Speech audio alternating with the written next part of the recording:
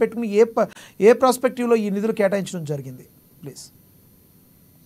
ఒకటి అంటే రెండు తెలుగు రాష్ట్రాల్లో చూసుకునేటప్పుడు ఏంటంటే ఆంధ్ర రాష్ట్రానికి ఖచ్చితంగా నిధులు అనేటువంటిది బాగా ఇస్తామని చెప్పేసి ప్రకటించడం జరిగింది. అట్ ద సేమ్ టైం మన పోలవరం ప్రాజెక్ట్ కంప్లీట్ చేయడానికి కావచ్చు, లేదంటే రాజధాని నిర్మాణానికి కావాల్సినటువంటి పెట్టుబడులు అనేటువంటివి వాళ్ళు క్లియర్ కట్ గా ఇస్తామని చెప్పేసి ఓపెన్ గా బడ్జెట్ స్పీచ్ లోనే ఉంది. అట్ ద సేమ్ జరిగింది.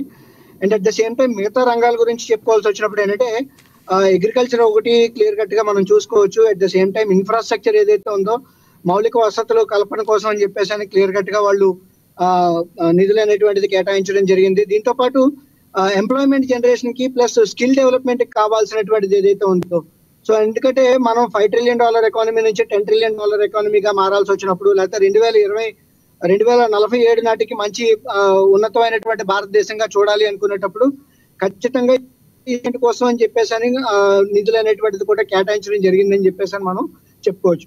ముఖ్యంగా agriculture, infrastructure and employment generation కోసం ఫండ్స్ అనేటువంటివి అలొకేట్ చేయడం జరిగిందని చెప్పేసి మనం చూస్తున్నాం.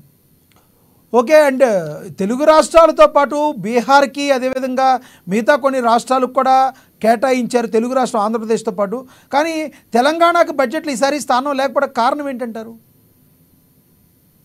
అంటే ఇక్కడ రాజకీయ కారణాలు కూడా మనం ఖచ్చితంగా చూడటువంటి అవసరం ఉంది. ఎందుకంటే బీహార్, ఆంధ్రప్రదేశ్ కూడా అంటే వాళ్ళకి మద్దతు ఇస్తున్నారు కాబట్టి అట్ ద సేమ్ టైం సంకీర్ణ ప్రభుత్వంలో ఉండాల్సినటువంటి సంకీర్ణ వాళ్ళు బీజేపీ వాళ్ళు పాటిస్తారని చెప్పేసి మనం చెప్పుకోవచ్చు.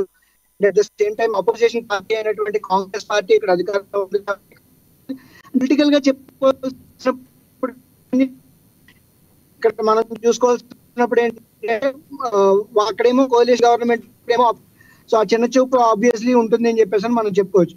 అయితే ఏంటంటే ఫెడరల్ వ్యవస్థలోకి వచ్చేటప్పుడు ఏంటంటే అన్ని రాష్ట్రాలు సమానంగా చూడాల్సినటువంటి బాధ్యత యాజ్ అ ప్రభుత్వం దగ్గర ఉంది అని చెప్పేసి మనం చెప్పుకోవచ్చు.